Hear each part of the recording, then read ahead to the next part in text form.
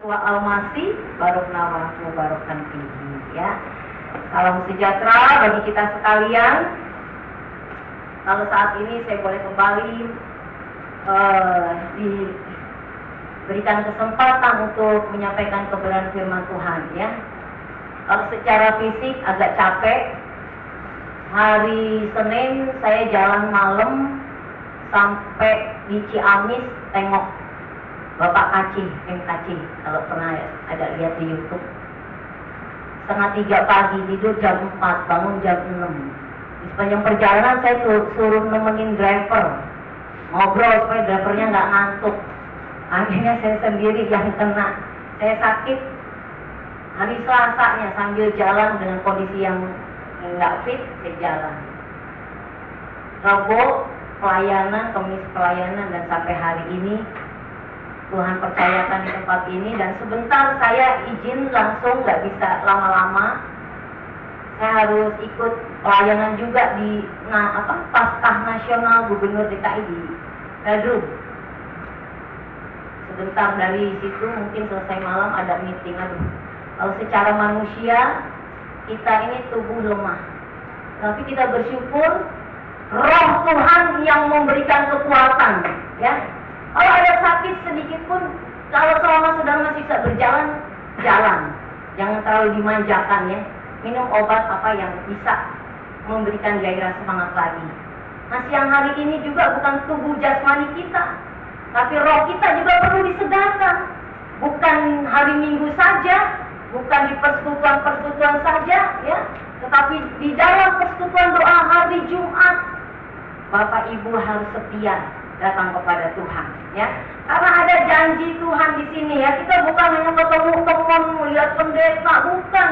Tetapi di dalam setiap ibadah ini adalah janji Tuhan. Mengandung janji Tuhan, ingat itu. Kalau kita ingat janji Tuhan, kita akan semangat datang beribadah, ya. Janjinya apa sih? Banyak, saudara, ya. Saya nggak bisa rincikan di sini, saudara udah lebih pintar deh. Baca ayat firman Tuhan. Yang pertama, janji Tuhan itu menyertai kita. Ya, ketika kita dalam kelemahan tubuh, ketika kita sakit, ketika kita dalam belenggu yang berat sekalipun, Tuhan menyertai kita. Ya, penyertaan Tuhan nyata kalau kita dengan iman, saudara, sungguh-sungguh merespon janji Tuhan. Nah, itu pengalaman hidup saya, hidup oleh iman, saudara, ya. Saya ditinggalkan Bang Jun, almarhum Junaidi Salat yang dulu main film Ali Topan Anak Jalanan. Saya beliau tidak ditinggalkan harta benda. Dulu memang mungkin waktu dia main di sekuler banyak uangnya, hartanya. Tetapi ketika ikut Yesus, Junaidi Salat jadi Junaidi Salib. Namanya berubah. Iya, ikut Tuhan harus pikul salib, benar gak? Jangan enak-enaknya aja, harus pikul salib. Dibikin bokek, melarat, nggak punya apa-apa, udah bukan orang sekuler lagi, hidup oleh iman. Sampai saat ini saya pun demikian, saudara, ya. Meskipun terseok-seok, tapi saya puji Tuhan. Persekutuan doa yang saya pimpin masih berjalan dengan lancar, itu semua karena pemeliharaan Tuhan. Itu Tuhan ngeri-ngeri sedap, saudara, ya. Ini sekali sedikit, ya. Kalau nanti saudara ada waktu tanggal 21 Juni, saya bikin seminar Islamologi, ya. Bagus sekali, ya, saudara, ya. Nanti saya share mungkin ke Pak Mario, ya. Nah, tadi malam juga kami ada ibadah khusus para murtadin, bahas surganya orang Kedar, dan surganya orang Kristen. Wah, kalau saudara ikut luar biasa, saudara, semangat cari jiwa. Ngeri, saudara, di luar Tuhan Yesus.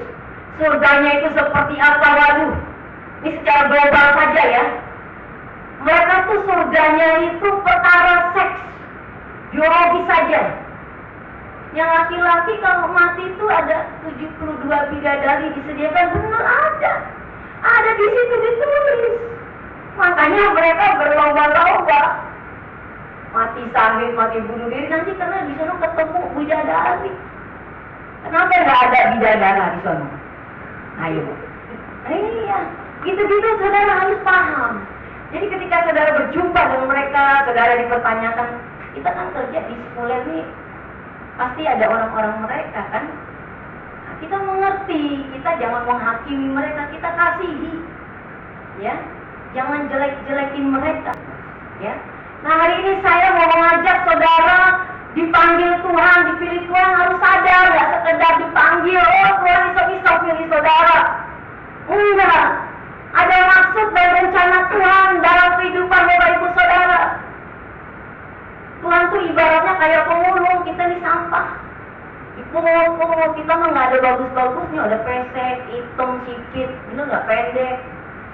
Tapi karena kasih Tuhan yang begitu besar, yang kemarin habis kita rayakan juga, Dia mau pilih saudara, pilih saya. Saudara bersyukur, ya. Saya 11 bersaudara. Saya dipilih Tuhan. Saya bertahan. Saya bertobat sungguh-sungguh, lahir baru. Tadinya saya nggak ngerti, yang penting gue Kristen, dibaptis, nama saya Nora jadi Elizabeth, Sarboa jadi Esther, Mamat jadi Matius, selesai. Bukan begitu kekristenan, ya. Hari Minggu ke gereja, Senin nipu lagi, nyolong lagi, ya. Itu saya dulu, nggak ada di sini, di luar sana, ya. Tetapi ketika saya bertobat, merespon panggilan Tuhan, saya tahu apa itu kekristenan, perjumpaan pribadi dengan Tuhan. Dan ketika kita merespon, Tuhan mengubah hidup kita diubah, ya. Yang dulunya penjahat jadi penjahit, kerjaannya maksudnya, ya. Ada perubahan, hati kita diubah. Nah, saudara, saya mau ambilkan ayat siang hari ini di dalam kitab Yohanes 15 ayat yang ke-16, satu ayat yang tidak asing lagi, ya. Kita dipilih, dipanggil untuk berbuat hebat, bukan menjadi orang Kristen yang mandul, yang begitu-begitu saja. Tidak ada perubahan. Sehingga ketika saudara menghadapi masalah, tekanan hidup, saudara tinggalin Tuhan. Makanya saya bikin lagu, saudara, judulnya Udah Tapi Belum. Gimana itu udah tapi belum? Maksudnya udah percaya tapi belum bertobat. Udah bang, udah percaya, tapi saya kagak bertobat. Udah bang, udah percaya, tapi saya kagak jadi berkat. Tuh, hati-hati yang kayak gini, ya. Jadi Tuhan ingin ketika kita dipanggil oleh Tuhan, kita hidup di dalam Dia di dalam kita ada perubahan besar yang terjadi dalam hidup kita. Sehingga kita menghasilkan buah-buah pertobatan. Dari hasil buah pertobatan itu artinya kita membawa jiwa-jiwa kepada Tuhan. Bukan stagnasi jadi Kristen begini-gini aja. Udah ada gereja sini. Kok begini-gini aja, ya? Nggak ada perubahan. Pindah. Di sono ada oli jadi bensin. Pindah. Di sono juga begini-begini aja. Pindah lagi. Nggak bertumbuh. Jadi jemaat loncat. Saudara hari Minggu beribadah di mana gereja saudara menemukan iman saudara di situ saja. Nggak usah lihat mujizat terus. Saudara harus rasakan mujizat itu, ya. Saya bacakan Injil Yohanes 15 ayat 16. Ini satu ayat yang bukan asing lagi bagi kita, saudara, ya. Bukan kamu yang memilih aku, tetapi akulah yang memilih kamu. Dan aku telah menetapkan kamu, saudara dan saya, supaya kamu pergi dan menghasilkan buah, dan buahmu itu tetap, supaya apa yang kamu minta kepada Bapa dalam namaku diberikannya kepadamu, ya. Nah, saudara, ini adalah suatu pernyataan tegas dari Tuhan Yesus kepada murid-muridnya, kepada kita semua yang Ia panggil, yang Dia pilih untuk diajar, supaya mereka hidup, kita ini hidup bukan bukan bagi diri kita sendiri, tetapi kita berguna bagi orang lain dan menjadi berkat melalui buah-buah pertobatan kita. Ya. Nah, kalau saat ini saudara menjadi orang Kristen, saya berharap saudara jangan menjadi orang Kristen yang ikut-ikutan. Jadi orang Kristen sekedar keturunan. Jadi orang Kristen sekedar karena faktor pernikahan. Udah 40 tahun menjomblo, nungguin Joni kagak lewat-lewat. Ada Udin punya supermarket kebutuhan konglomerat, ya. Apa pesiar berapa ribu ratus. Wah, obat bapaknya. Dah nunggu Joni nggak ada, udah dah gue mau si Udin aja dah. Yang penting baik. Pokoknya nggak usah sorga-sorgaan, yang penting baik dia. Baik menurut standar Tuhan dengan standar manusia berbeda, saudara. Orang dunia bisa lakukan baik. Hidup baik itu orang Buddha. Hidup bawah gitu. Udah bicara kebaikan, kalian kalah lah. Kita kalah. Wah, dia mah top. Kalau langsung nyumbang habis-habisan. Pokoknya ada tsunami tuh. Coba. Mereka loh. Hindu, Buddha itu ngirim paling banyak. Katolik, ya kan? Oh, kita masuk berbentangan aja dengan gereja. Ya, repot saudara. Kita harus berlomba-lomba supaya hidup kita ini berdampak ya saudara ya. Saya ingin sampaikan, kalau Tuhan pilih saudara, biasanya Tuhan akan berkarya lewat hidup saudara. Dia akan berbuat sesuatu kepada saudara, bukan iseng-iseng doang, ya. Ada sesuatu yang ingin Tuhan nyatakan kemuliaannya di dalam hidup kita, saudara, ya. Nah, kalau saat ini saudara dipilih Tuhan, betapa beruntungnya kita. Saya udah nyingkirin berapa orang, paling yang jadi bisa dihitung, ya. Tapi saya percaya ada yang menabur, menyiram, menumbuhkan, dan menuai. Apa yang kau tabur tidak akan pernah sia-sia. Kalau engkau pernah sampaikan Injil kebenaran firman Tuhan, tidak akan sia-sia firman itu. Ya. Nah, ada 3 proses bagaimana Tuhan memilih dan memanggil kita, saudara. Ya. Yang pertama ayatnya yang bagian A, 16 bagian A. Bukan kamu yang memilih aku, tetapi akulah yang memilih kamu. Nah, ini saudara, kita bisa melihat bagaimana Allah berinisiatif. Allah sebagai inisiatornya berinisiatif memanggil kita, memanggil saudara dan saya untuk menjadi anaknya. Manggilnya nggak tanggung-tanggung, jadi anak, bukan jadi hamba. Saya punya pembantu di rumah, jam 5 udah bangun, nyapu, ngepel, gosok, siapin makan, ya. Anak saya mau boro-boro bangun jam 7, mujizat, jam 7 pagi bisa bangun. Nggak nyinggung ya, nggak nyindir ya. Tapi mungkin bapak ibu kan kerja, pasti udah teratur ya. Kalau anak-anak di rumah kan kerjanya freelance gitu ya. Tapi untuk bangun jam 7 itu mujizat buat saya. Tapi kalau saya mati, siapa yang dapat warisan, saudara? Anak saya, bukan pembantu saya. Benar nggak? Karena dia ahli waris. Kalau kita sebagai anak, statusnya pasti kita menerima ahli waris, benar nggak?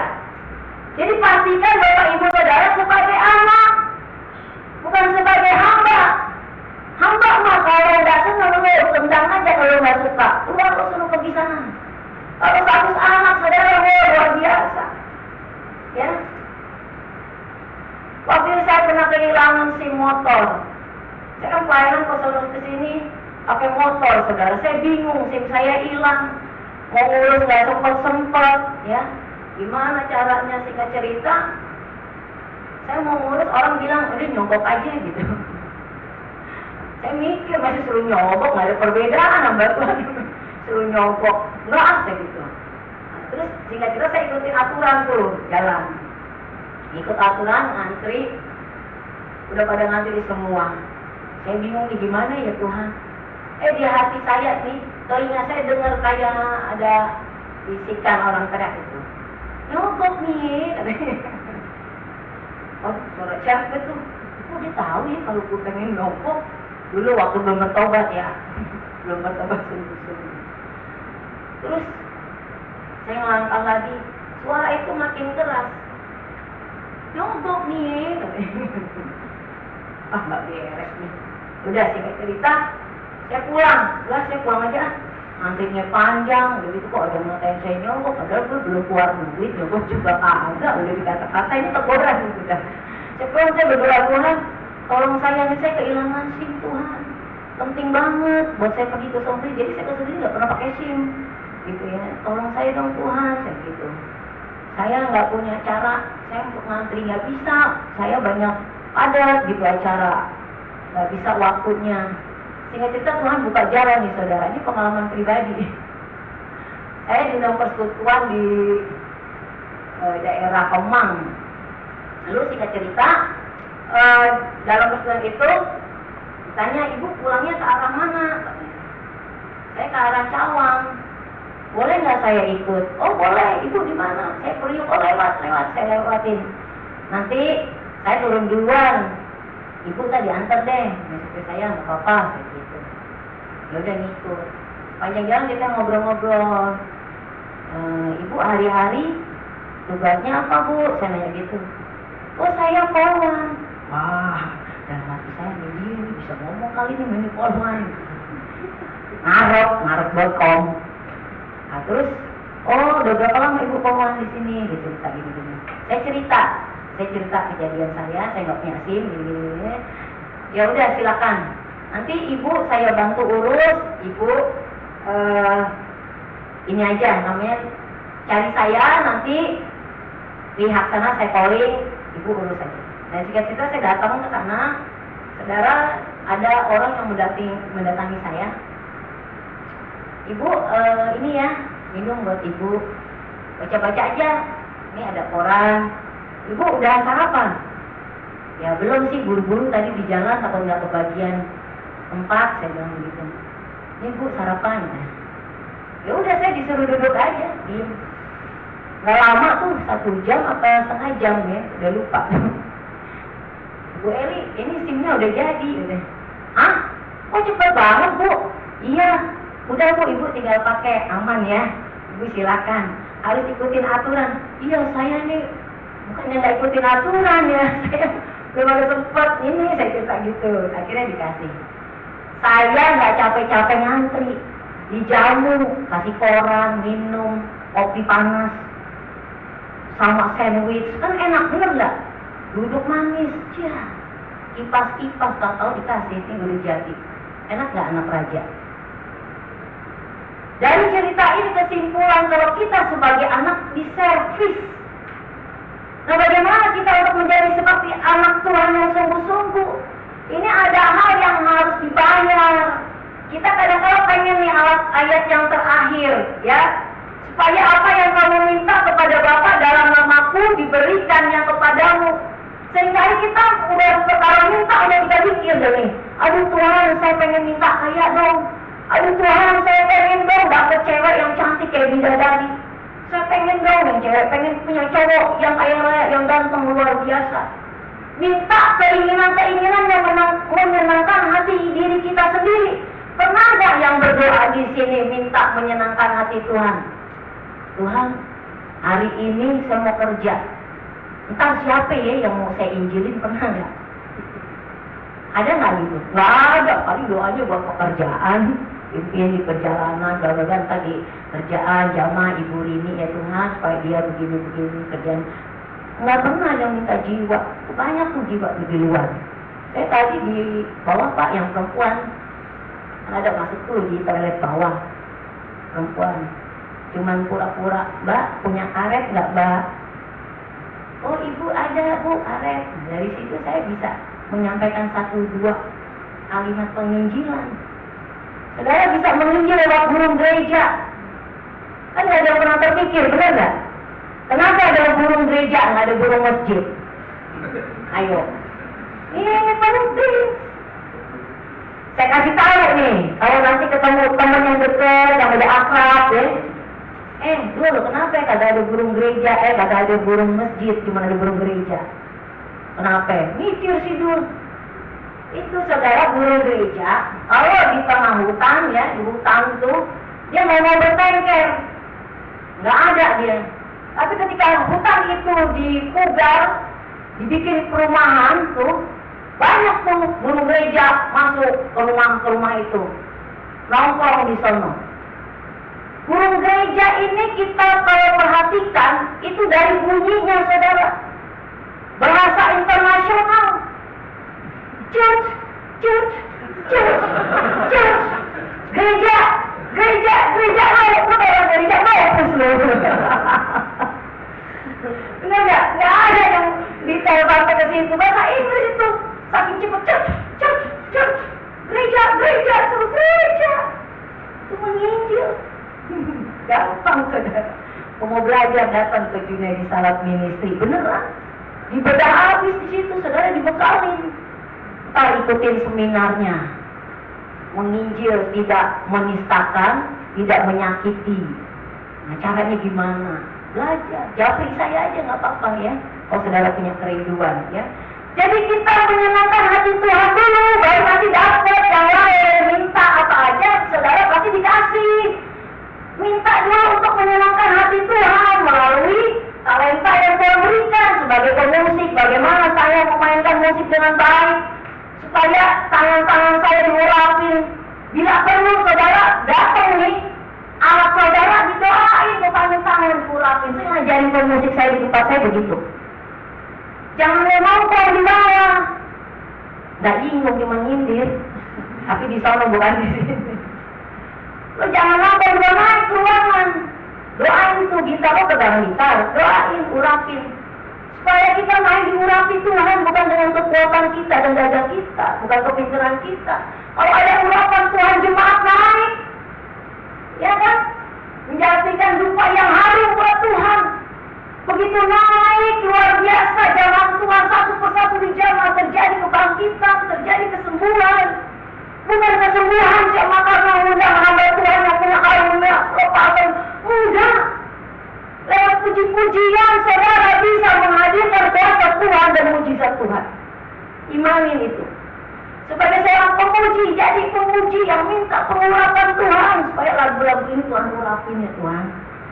Saya secara pribadi juga diurapin. Nanti Tuhan yang bekerja pujian itu naik jadi dupa yang lain. Pak kasih tahu saya kalau udah jamnya Pak. Ya saudara, ayo berinisiatif. Bagian yang A, kita dilahirkan karena Tuhan Yesus. Dari sejak kandungan kita sudah direndam sama Tuhan ditetapkan. Yang kedua, 16 bagian B, dan aku telah menetapkan kamu, Bapak Ibu Saudara dan saya sudah ditetapkan supaya kamu pergi, Bapak Ibu Saudara pergi dan menghasilkan buah. Allah telah menetapkan Bapak Ibu Saudara, menetapkan kita. Ada yang ditetapkan tadi sebagai pemusik, ditetapkan sebagai pengerja, pengusaha, ya. Semua Allah telah tetapkan. Nah itu semua ada risiko yang harus kita hadapi Bapak Ibu Saudara, ya. Harus kita hadapi, ada tantangan. Bukan sekedar sebagai pemberita Injil, nggak ada tantangan, ada. Apalagi saya nomor 1 tantangannya saudara. Mereka yang kita hadapi. Nah itu kan saya perlu banyak. Bagaimana cara kita belajar untuk tidak menyakiti mereka. Ya, bagaimana cara kita menginjil, memberitakan Injil kepada mereka. Ya, itu banyak tantangan. Tetapi percaya Tuhan pasti memberikan kekuatan, memberikan hikmat kepada kita. Ya, Tuhan tidak mau kita undur, tetapi kita bersemangat. Ada jam ibadah Jumat, cuman ya 1 jam. Ya, kita kan udah dikasih kebebasan Senin sampai Kamis. 1.000 Jumat ada di sini datang kalau nggak ada urgen-urgen banget di luar. Ya, datang. Kita dengar firman. Ya, supaya kita punya semangat bertumbuh. Kalau kita nggak bertumbuh, saudara, kita tidak menjadi orang Kristen yang berbuah. Ya, kita menjadi Kristen yang mandul. Padahal Tuhan berkata, kapak telah tersedia. Kalau pohon itu tidak menghasilkan buah. Ref dari bagian lagu tadi. Hati-hati kalau kita kayak begini. Pintu berkat, pintu sorga kagak dibuka. Hati-hati kalau kita kayak begini. Bisa celake. Celake 12. 7 turunan, 80 tanjakan, 100 belokan. Jadi kita harus bertumbuh nempel sama pohonnya. Nempel, cabang itu nempel. Caranya bagaimana ya? Dekat, ikutin ibadah-ibadah persekutuan, ibadah gereja, supaya kita itu bertumbuh. Jangan dengerin yang buruk-buruk terus, itu akan menakutkan, mencurkan iman kita. Ya? Kita harus bertumbuh. Yang ketiga, saudara, bagian 16C, ya. Dan kamu harus menghasilkan buah, dan buahmu itu tetap. Buahnya tetap, ya. Tidak goyah. Meskipun ada masalah, rintangan, tantangan yang kita hadapi, harus berkomitmen. Sekali Yesus, tetap Yesus. Ada lagunya kan? Jangan sekedar nyanyi, sekali Yesus, selamanya Yesus. Kalau saya lihat, saya jadi Tuhan, rap. Harapanku tak akan hilang, rap. Lu masih banyak berharap sama manusia, berharap medukut, berharap orang pintar. Itu nyanyian pujian itu nasar loh. Nasar, kadang-kadang saya kalau pas ini saya kadang-kadang suka diem. Di hati, kalau udah kalimat yang bernasar-bernasar itu saya di hati. Nasar saya di hati, saya lakukan entah kapan gitu saudara. Saya nggak berani. Banyak memang yang nggak sadar kalau pujian-pujian itu ya dianggap enak nyanyinya, padahal itu mengandung nazar yang kita ucapkan. Meskipun saya susah banget menderita dunia. Pernah dengar lagunya? Saya mau ikut Yesus sampai selama-lamanya. Kalau setengah susah udah tinggalin Tuhan Yesus. Benar nggak? Ya, jadi sudahlah, kita jadi orang Kristen yang udah gak usah dengerin sana sini kabar yang buruk lah. Dengar saja, tetapi bukan berarti untuk menakutkan. Dari kabar itu apa respon kita? Bagaimana kedudukan kita, status kita, hubungan kita dengan Tuhan? Itu yang Tuhan inginkan. Kalau Tuhan tidak izinkan sesuatu terjadi, kita tidak beri kesaksian, Bapak Ibu Saudara. Saudara dipilih, ya, saudara dipanggil, dipilih, ditetapkan untuk menjadi berkat. Saudara di mana saudara tinggal, saudara sudah dirancang oleh Tuhan. Pada saat saudara bertumbuh, berbuah, itu pasti ada proses, ya kan? Terkikis, ya. Nanti mungkin dari sedikit buah itu ada uletnya, itu proses. Ulet-ulet kehidupan kita, ya saudara, ya, yang membuat kita kadang-kala undur, kita nggak tahan uji. Ya, kita harus sadar panggilan Tuhan terhadap diri kita, ya, harus taat. Karena kita dipanggil untuk menjadi garam. Fungsi garam banyak, saya tidak perjelaskan nanti khotbah saya selanjutnya, ya. Lalu kita dipanggil, dipilih oleh Tuhan untuk menjadi terang, untuk menjadi garam dunia, untuk berbuah lebat. Ya, buah lebat itu artinya saudara menghasilkan jiwa-jiwa kepada Tuhan. Ya, nanti karena Tuhan tanya sudah berapa jiwa yang engkau bawa, bukan berapa harta yang kau miliki, tapi jiwa yang engkau bawa. Ya, saudaraku, untuk itu mari selagi ada kesempatan, selagi ada waktu yang Tuhan berikan, ya, kita meresponi, menyadari panggilan Tuhan terhadap diri kita, ya, supaya kita berguna. Hati-hati bawa diri, karena di sono sini banyak setan.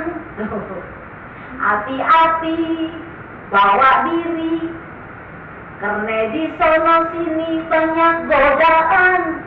Banyak godaan yang membuat kita tinggalin Tuhan.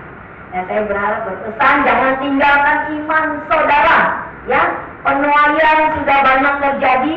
Ya, banyak saudara-saudara kita yang orang-orang kaum Kedan Nebayon cari kita, cari gereja. Kita ini gereja.